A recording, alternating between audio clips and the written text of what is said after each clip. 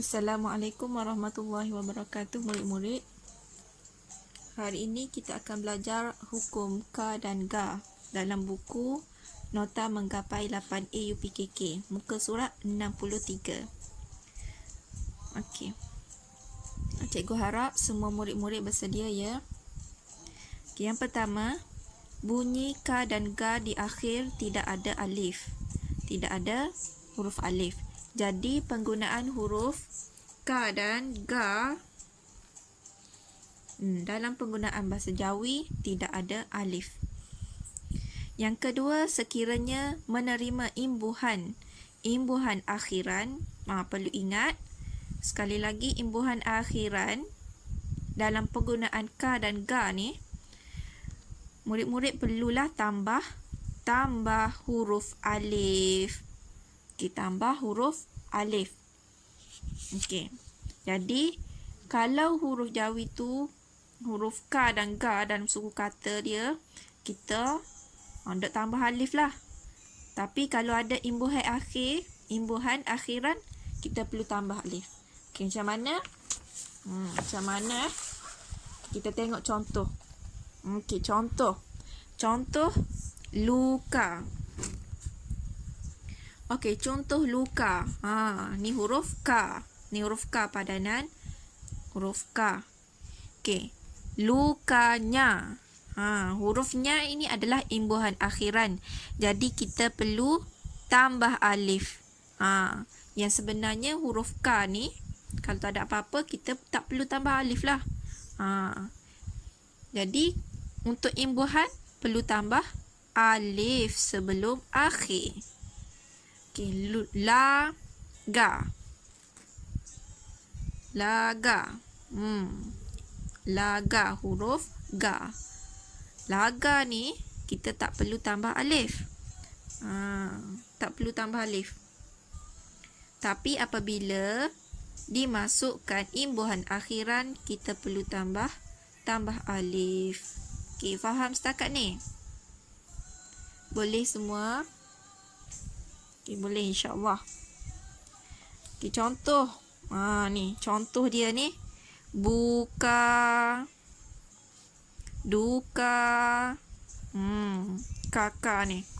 Saka, luka, cuka, ketika. Tak perlu tambah alif. Okey, manakala huruf Ga pun sama juga.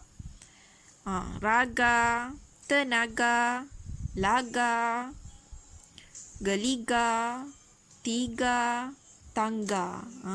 Huruf Ga. Okey. Seterusnya, alhamdulillah. Sekarang murid-murid kita akan masuk kepada penggunaan huruf Qaf dan huruf Ka, iaitu huruf K. Okey. Untuk syarat pertama, penggunaan huruf K. Perkataan bahasa Melayu menggunakan huruf Qaf. Huruf Qaf. Okey. Dan yang kedua, perkataan bahasa Inggeris menggunakan huruf K. Okey, K.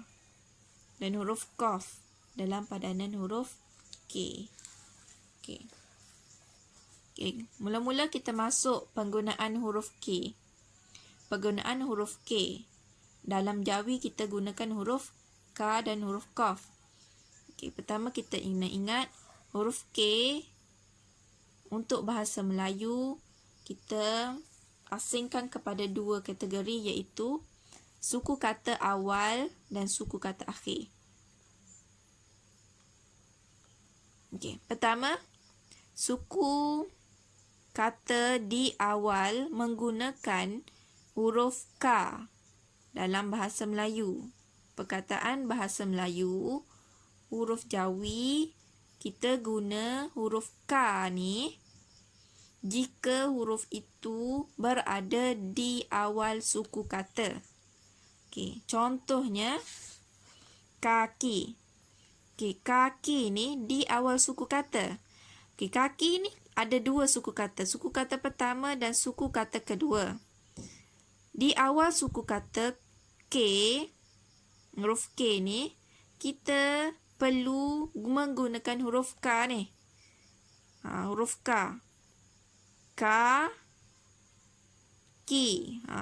Huruf K yang kedua dalam suku kata kedua ni adalah menggunakan huruf K ni juga. Jadi, kaki. Seterusnya, kasut. Okay, suku kata pertama, suku kata yang awal, huruf K. K. Jadi, K ni kita guna huruf K ni lah, bukan huruf Qaf. Ingat ya murid-murid? Kita guna huruf K dalam suku kata huruf yang terawal. Okay, sakit. S-A-K-I-T-K. Sakit. Sa satu suku kata, K satu suku kata. Okay. Jadi di awal suku kata, mana? K. Di awal suku kata. Ini suku kata. Sa, K. Menggunakan huruf K. Okay. Seterusnya, kita tengok huruf Qaf. Penggunaan huruf Qaf untuk padanan K. Qaf dalam penggunaan Jawi, kita perlu menggunakan di akhir suku kata. Di akhir suku kata contohnya adik. Adik. Okay. Adik. A satu suku kata, dek. Suku kata yang kedua. Kita tengok huruf K dalam perkataan adik ni. D-I-K. Okay. K ni berada di akhir suku kata. Jadi kita perlu menggunakan huruf Qaf. Huruf Qaf. Seterusnya.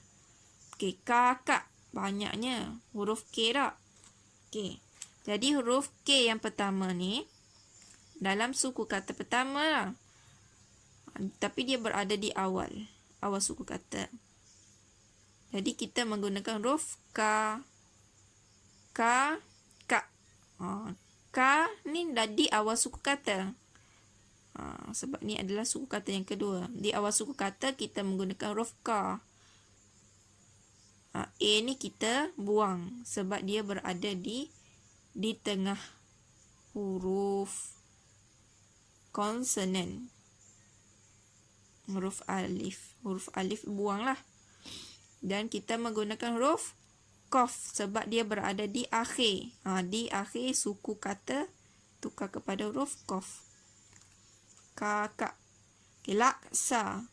L-A-K, lak. Satu suku kata. Sa satu suku kata. Okay, lak. L-A, huruf A kita buang kerana dia berada di tengah konsonan. Lam, Qaf. Sebab K ni berada di akhir suku kata. Suku kata yang pertama. Suku kata ni lah. Di akhir suku kata. Ini huruf yang pertama. Huruf kedua ni huruf ketiga. Huruf ketiga ni huruf terakhir. Sebab dia masuk suku kata kedua. Jadi kita tukar huruf K ni kepada huruf Qaf. Lak. Lak buang. Alif. Lak. Sa. Sa. Okay. Laksa. Jadi murid-murid boleh tengok contoh di sini. Pokok. Untuk istilah bahasa Melayu, kita perlu masukkan kepada dua suku kata. Jadi, suku kata yang pertama perlu, bukan suku kata pertama, huruf pertama dalam suku kata, kita perlu gunakan huruf K ni. Okay, dan huruf yang kedua dalam suku kata, kita menggunakan huruf Qaf. Okay. Seterusnya, kita tengok kepada penggunaan huruf K, iaitu menggunakan istilah ni kata serapan bahasa Inggeris. Untuk kata serapan bahasa Inggeris, kita menggunakan huruf K. Huruf K untuk penulisan bahasa Jawi. Okay. K adalah serapan bahasa Inggeris. Jadi, kita perlu tukar kepada huruf K. Jadi, huruf K dalam kata serapan bahasa Inggeris tidak perlu kepada suku kata. Tidak perlu kepada suku kata. Dia mana-mana suku kata yang berada di awal ke di akhir, dia memang menggunakan huruf K. Okey. Taksi, taksi, huruf K. Teknik, plastik, gimnastik, K. Menggunakan huruf K. K. Sebab dia adalah kata serapan bahasa Inggeris. Teknik, fanatik, okey, dan sebagainya. Okey, jadi Ustazah harap murid-murid semua faham untuk kaedah huruf K, iaitu huruf Qaf dan huruf K. Jadi murid-murid, Ustazah harap murid-murid selesaikan jawab soalan muka surat 65. Ada 5 soalan. Okey. Jawab soalan muka surat 65. Okey. Jadi itu saja untuk hari ini.